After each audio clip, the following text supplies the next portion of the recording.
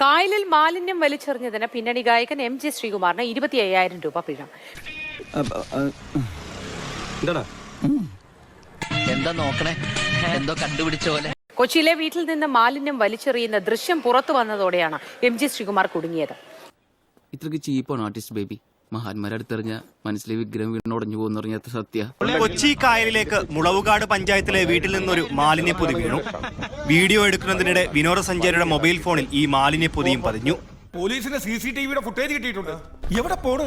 തൊണ്ട വെള്ളം കുടിക്കണം. ഈ പട്ടിയുടെ മോന്ത കണ്ടിട്ട് പോയാ മതി. വെള്ളം കുടിക്കണം.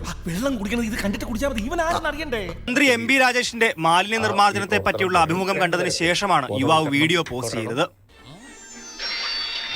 സൂക്ഷിച്ചു നോക്കണ്ടടാ ഉണ്ണി, ഇത് ഞാനല്ല. വീഡിയോ ദൃശ്യവും ദിവസവും സമയവും സ്ഥലവും പരിശോധിച്ച് മുളവുകാട് പഞ്ചായത്ത് അധികൃതർ ഗായകന് നോട്ടീസ് അയച്ചു. നോട്ടീസ് കൈപ്പറ്റിയതിന് പിന്നാലെ യാതൊരു തർക്കത്തിനും മുതിരാതെ താരം 25,000 രൂപ പിഴയടക്കുകയും ചെയ്തു. ഇഞ്ചക്ഷൻ ഇപ്പൊ തോളത്തെടുക്കണോ അതോ 6-7 വർഷം കഴിഞ്ഞ് ചന്തക്കെടുക്കണോ? ബില്ലടിച്ചാ പണം തരണം. ഇല്ലെങ്കിൽ ഞാൻ അടിക്കും. എന്താ പറഞ്ഞത്? എന്തുണ്ടാക്കുന്ന? ആരടിക്കുന്ന? വേണ്ടടാ, വെറുതെ തല്ലുകൊള്ളണ്ട. വീട്ടുജോലിക്കാരിയാണ് മാലിന്യം വലിച്ചെറിഞ്ഞത് എന്നാണ് അറിയുന്നതെന്ന് പഞ്ചായത്ത് പ്രസിഡന്റ്. ഇതേസമയം എം ജി ശ്രീകുമാർ വീട്ടിലുണ്ടായിരുന്നില്ല എന്നും VS അക്ബർ. എന്താ സാറില്ലേ വീട്ടിൽ? ഇല്ല, കല്യാണത്തിൽ പോയി. കല്യാണത്തിൽ പോയി? കല്യാണത്തിൽ പോയിന്ന്.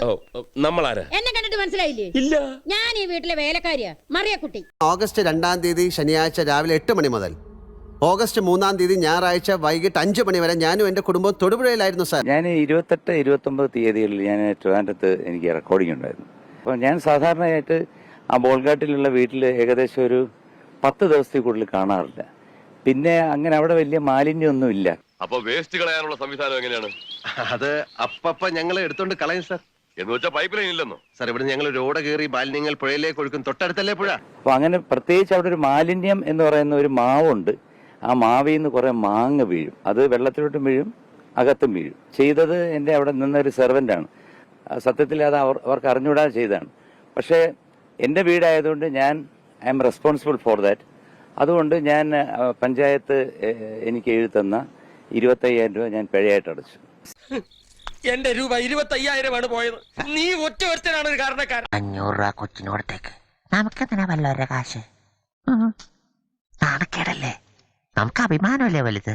അപ്പൊ എന്തായാലും ഒരു മാങ്ങാണ്ടിക്ക് 25,000 രൂപ എന്ന് പറയുന്ന ഒരുപക്ഷെ ചരിത്രത്തിൽ ആദ്യമായിട്ടായിരിക്കും ഇങ്ങനെ ഒരു പിഴ.